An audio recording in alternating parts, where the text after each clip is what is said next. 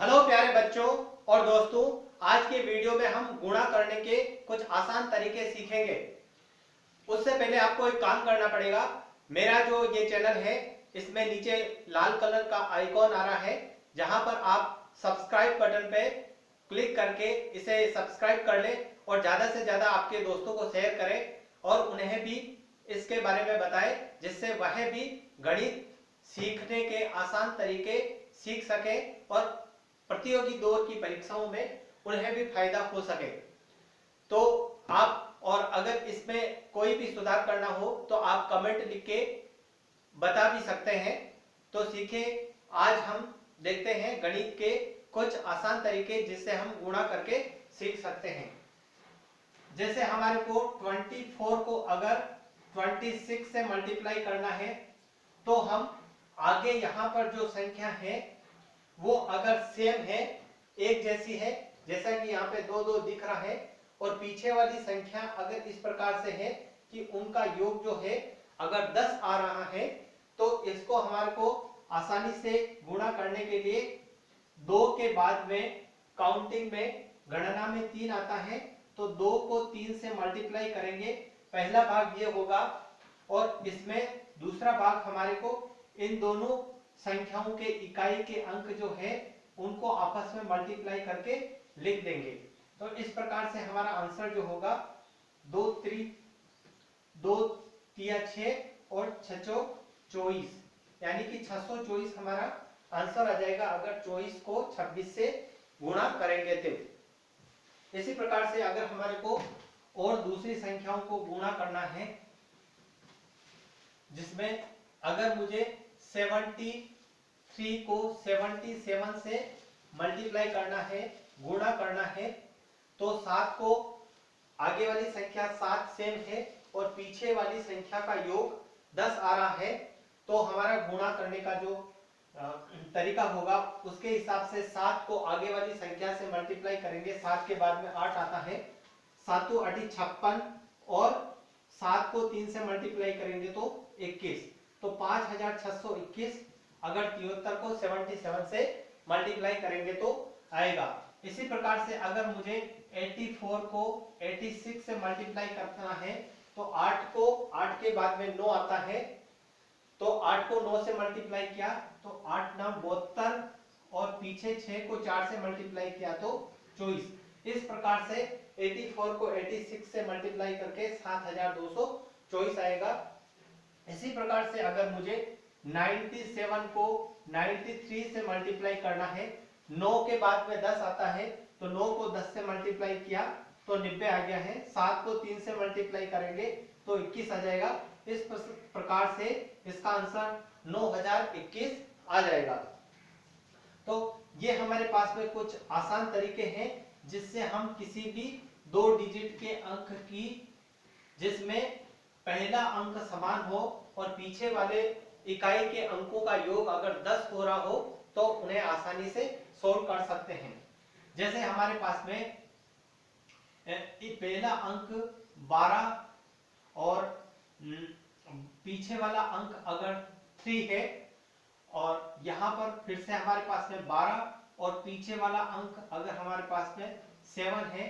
तो यहाँ पर इन दोनों अंकों को हम साथ में लेंगे, 12 के बाद में 13 आएगा, तो 12 को आपको 13 से मल्टीप्लाई करके लिखना है और पीछे वाले अंक को लिखना है। तो 13 को 2 से मल्टीप्लाई किया 26, कैरी 2 हुआ, 13 में 2 जोड़ा तो 15। पहला पार्ट हमारा 156 आ गया है, क्योंकि 13 के बाद में 12 के बाद में 13 आता है, जिसको मल्टीप्लाई किया तो 156 है,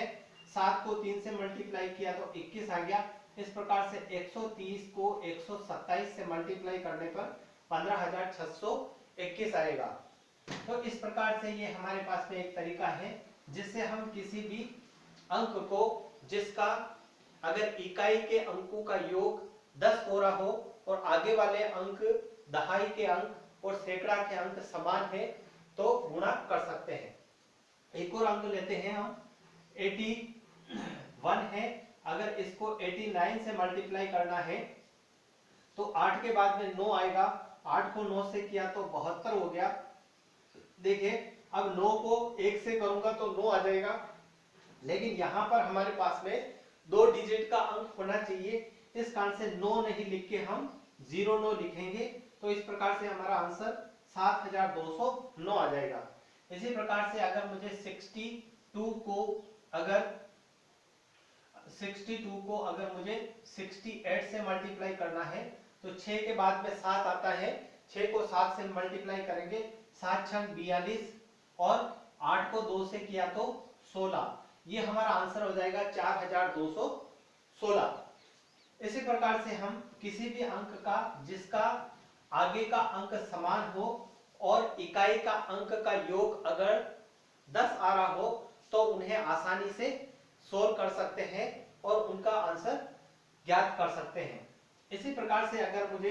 3, 5, 7, 8 अगर इसको मुझे 11 से मल्टीप्लाई करना है, अगर मुझे इसे 11 से मल्टीप्लाई करना है तो हम क्या करेंगे, यहां पर आगे 0 लगा देंगे।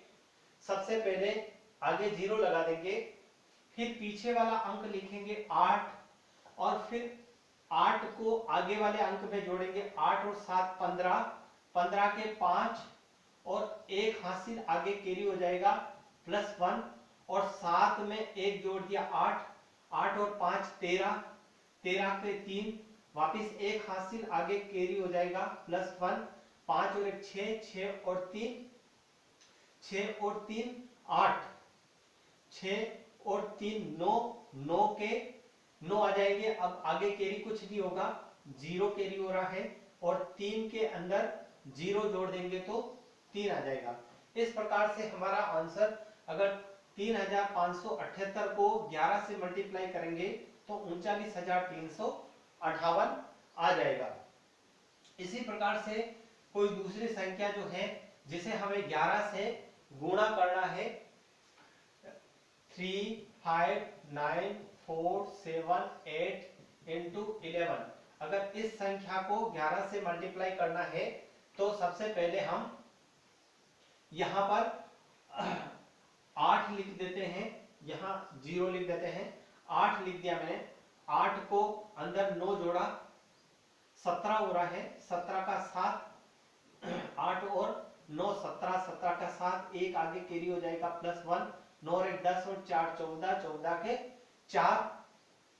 फिर हासिल आगे 1 कैरी हो जाएगा 4, 9 और 1 10 और 4 14, फिर से 14, 14 के 4 वापिस 1 हासिल कैरी हो जाएगा आगे 9 और 1 10, 10 और 5 15, 15 के 5 हासिल वापिस 1 आगे कैरी हो जाएगा 5 और 1 6, 6 और 3 9, 9 के 9 ही आ जाएंगे यहाँ पे। अब आगे हासिल 0 कैरी हो रहा है, 3 में 0 ऐड किया तो 3 ही आएगा। इस प्रकार से हम अगर 3,59,498 को 11 से मल्टीप्लाई करेंगे तो इस प्रकार से ये संख्या आएगी 39,54,478। इस प्रकार से हम किसी भी संख्या को 11 से आसानी से गुणा कर सकते हैं। अगर और भी हमें पहले आप छोटी छोटी संख्याओं पे अभ्यास करना, फिर बड़ी संख्या पे अभ्यास कर सकते हैं। सबसे पहले हम छोटी संख्या लेंगे, जैसे 37 को अगर 11 से मल्टीप्लाई करना है, सबसे पहले आगे 0 लिख दो, पहले 7 लिखेंगे, 7 को आगे जोड़ देंगे 3 में तो 10 हो गया, 10 की 0 हासिल 1 कैरी हो रहा आगे तो 3 में 1 जोड़ दिया तो 4, यानी कि 407 इसका आंसर आ जाएगा 11 से 37 को मल्टीप्लाई करने पर। इस प्रकार से हमने यहाँ पर गुणा करने के 2 तरीके सीखे हैं, जिसमें अगर आपको किसी संख्या को 11 से मल्टीप्लाई करना हो तो हम तीव्र गति से कैसे गुणा कर सकते हैं, और एक हमने सीखा है कि अगर किसी संख्या के इकाई को अंकों का योग 10 हो तथा उनके दहाई के अंक या आगे वाले अंक समान हो किसी 2 संख्याओं के, तो उन्हें तीव्र गति से कैसे गुणा कर सकते हैं। तो इस प्रकार से हम प्रतियोगी परीक्षाओं में बहुत सारे गणित के शॉर्ट तरीके सीखकर तीव्र गति से गणित की गणना कर सकते हैं और प्रतियोगी परीक्षा में बहुत अच्छे मार्क्स अंक लाकर सफल हो सकते हैं। तो आप अभी मेरे चैनल को सब्सक्राइब करें और इसे आपके